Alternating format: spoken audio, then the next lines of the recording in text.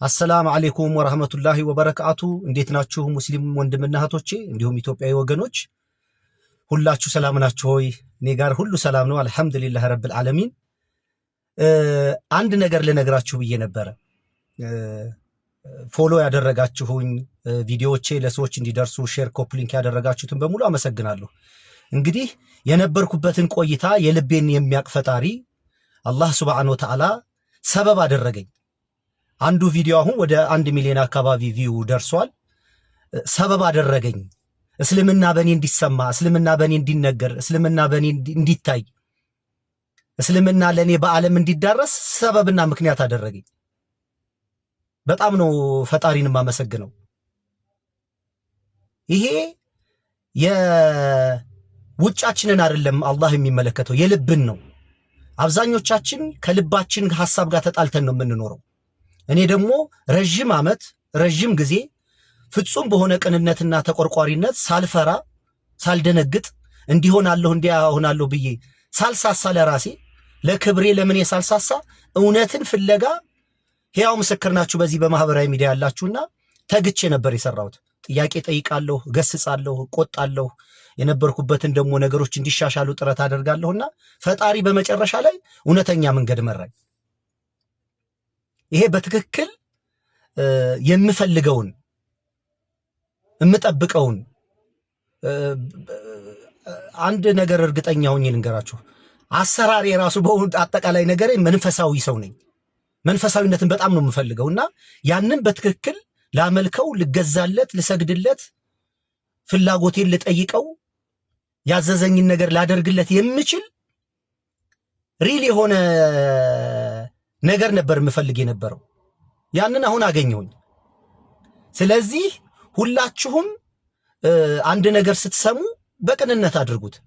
በምታምኑበት ነገር ደግሞ ጸንታችሁ ቁሙ።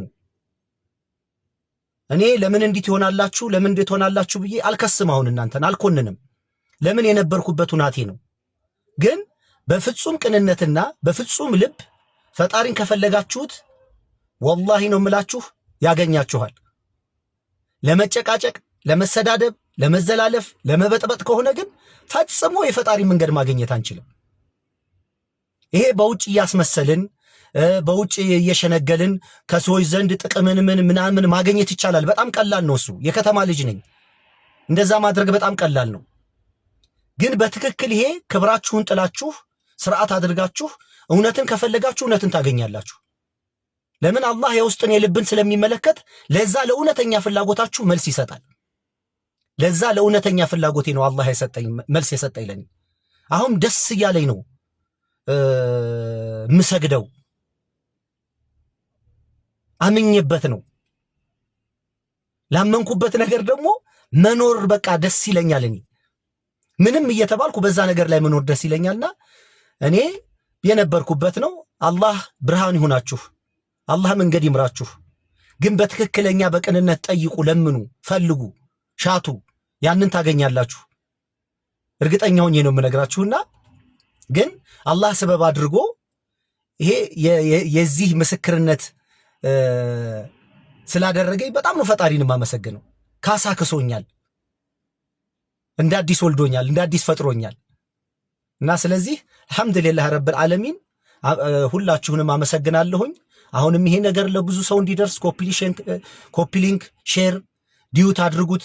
ይሄ ዓለም ይስማ። ይሄ እውነተኛ ፈጣሪ አምላክ አላህ ብቻ እንደሆነ ዓለም መስማት አለበት። ይሄ ሰው እውነተኛውን ፈጣሪ እውነተኛውን አምላኩን እውነተኛ ጌታውን ማምለክ፣ መስገድ፣ መኖር፣ መገዛት ከፈለገ አላህ መርህ አስቀምጧል። ቁርአን የሚባል መርህ አለ